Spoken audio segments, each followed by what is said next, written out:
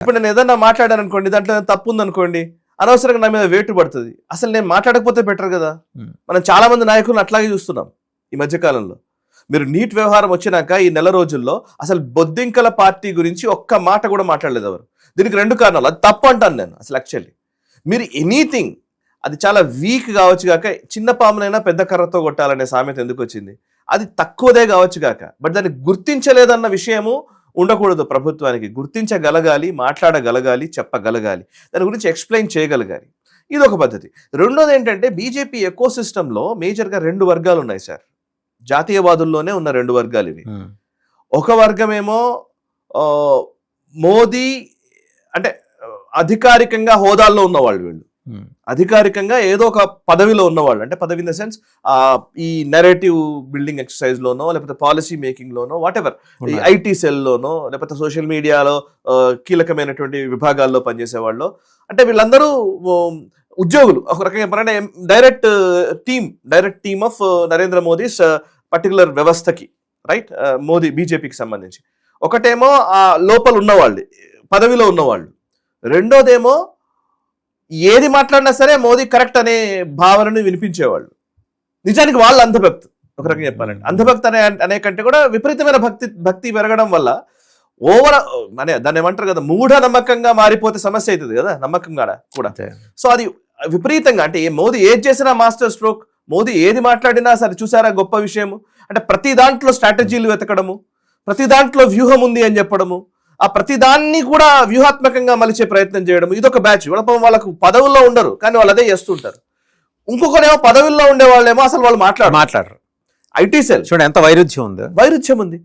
ఇక 3వ వర్గం ఉంది ఇందులో. ఈ రెండు కలిపి ఒకవైపు అయితే 3వ వర్గం ఉంది. 3వ వర్గం ఏంటంటే వాళ్ళు బీజేపీ ఉండాలని కోరుకుంటారు, జాతీయవాదం ఉండాలని కోరుకుంటారు, జాతీయవాదం కోసం పనిచేయాలనుకుంటారు, దేశం అభివృద్ధి చెందాలని కోరుకుంటారు, లెఫ్ట్ ఎకో సిస్టమ్ కి పూర్తి విరుద్ధంగా ఉంటారు. కానీ వీళ్ళు కొంత క్రిటికల్ గా అనలైజ్ చేస్తారు. బీజేపీని కొంత క్రిటిసైజ్ చేసే అవకాశాలు కూడా ఉంటాయి.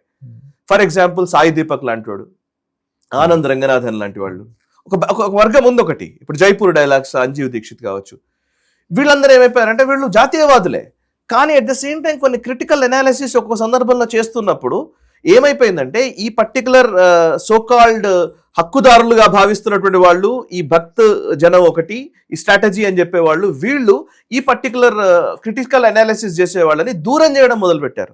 వీళ్ళిద్దరి మధ్యనే ఒక గొడవ మొదలవుతూ వచ్చింది.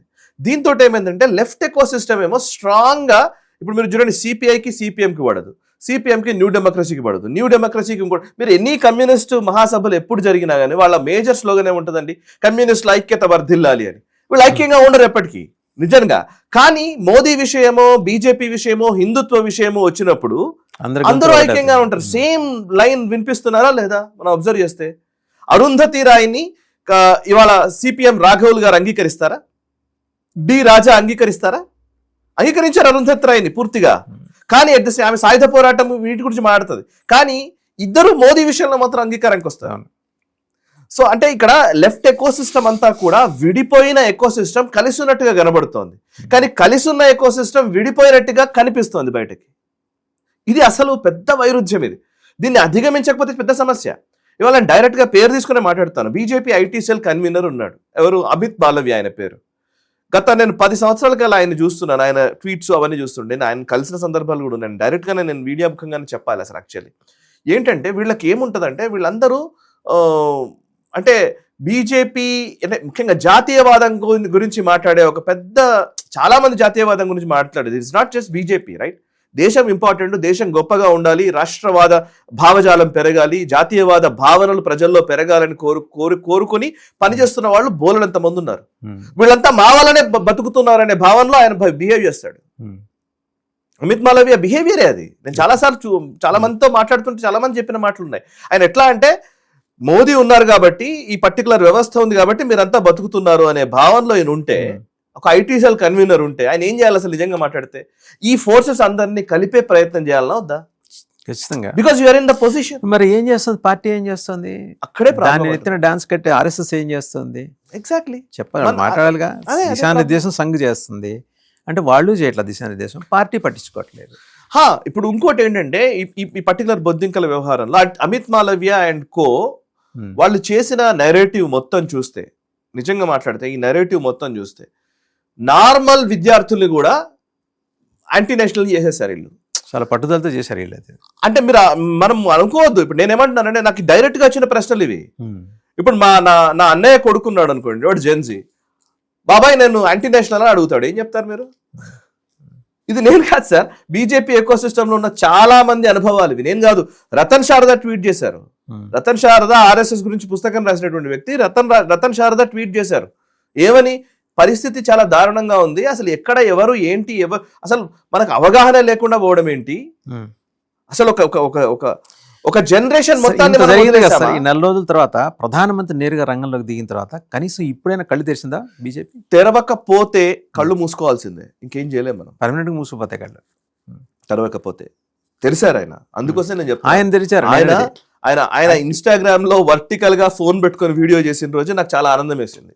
Yes, this is what the change is. Modi చేస్తారు సరే, బట్ మొత్తం సిస్టమ్ చేస్తుందా? చూడండి, తెలంగాణ ఆంధ్రప్రదేశ్ లో ఉన్నటువంటి పొలిటీషియన్స్, నేను లిటరల్ గా మాట్లాడుతున్నాను సార్, తెలంగాణ ఆంధ్రప్రదేశ్ లో ఉన్నటువంటి పొలిటీషియన్స్, నేషనలిస్ట్ ఫోర్సెస్ గానే మనం చెప్దాం, వాళ్ళని నిజంగానే జాతీయవాదులే అనుకుందాం, వాళ్ళు నిజంగా యూత్ కి కనెక్ట్ అవ్వగలుగుతున్నారా? మీరు చెప్పేది బీజేపీ నాయకులు. బీజేపీ మీరు ఆంధ్ర వదిలేసేయండి, కానీ ఆ తెలంగాణ వరకు మాట్లాడదాం. కనెక్ట్ అవ్వగలుగుతున్నారా? నిజంగా టాలెంటెడ్ పీపుల్ లేరా అంటే బోల్డ్ మంది టాలెంట్ పీపుల్ ఉన్నారు. ఎందుకంటే 2014 తర్వాత నరేంద్ర మోదీ రైజ్ ని చూసి పెద్ద పెద్ద ఉద్యోగాలను వదిలేసి బీజేపీ కోసం పనిచేయడం కోసం వచ్చిన వాళ్ళు నాకు తెలిసిన వాళ్ళే కనీసం ఒక 30-40 మంది ఉంటారు, జస్ట్ డైరెక్ట్ తెలుగు రాష్ట్రాల్లోనే. హయ్యర్ అంటే మంచి ప్రొఫైల్స్ కలిగి ఉండి, డాక్టర్స్, ఇంజనీర్స్, టెక్నాలజీ తెలిసిన వాళ్ళు, కంపెనీలు, ఐటీ కంపెనీలు నడుపుతున్న వాళ్ళు, ఓకే, గొప్ప గొప్ప అంటే మంచి వాళ్ళ టాలెంట్ చూస్తే, వాళ్ళకి తెలిసిన విధానాలు చూస్తే, ఈరోజు సోకాల్డ్ పొలిటీషియన్స్ ఎవరికి అర్థం కాని అనేక విషయాల్ని చాలా స్పష్టంగా ఈజీగా చెప్పగలిగే సామర్థ్యం ఉన్నటువంటి highly educated people BJP eco system లో ఉన్నారు. But they are not being recognized. వాళ్ళకి రికగ్నైజేషన్, వాళ్ళకి పదే ఉండదు. వాళ్ళు ఎక్కడ వాళ్ళ పనులు వాళ్ళు చేస్తుంటూ పోతుంటారు. వాళ్ళకి ఏదో సోషల్ మీడియాలో పోస్టులు పెట్టాలా, ఇంకోటి చేయాలా. ఇక్కడ కూర్చున్న వాళ్ళకేమో అసలు నిజంగా చెప్పాలంటే ఈరోజు జెన్జీ గురించి ఇప్పుడు ఈ కాక్రోచ్ పై ఉన్నది మనం అందరం మాట్లాడుతున్నాం కదా. నిజంగా నేను సీరియస్ గా అడుగుతున్నాను, అసలు డీప్ స్టేట్ అని నరేటివ్ మొత్తం నడుస్తుంది బీజేపీలో ఉన్న సీనియర్ నాయకులు. అసలు డీప్ స్టేట్ ఆపరేషన్స్ ఎలా ఉంటాయో చెప్పమనండి ఒక గంట సేపు.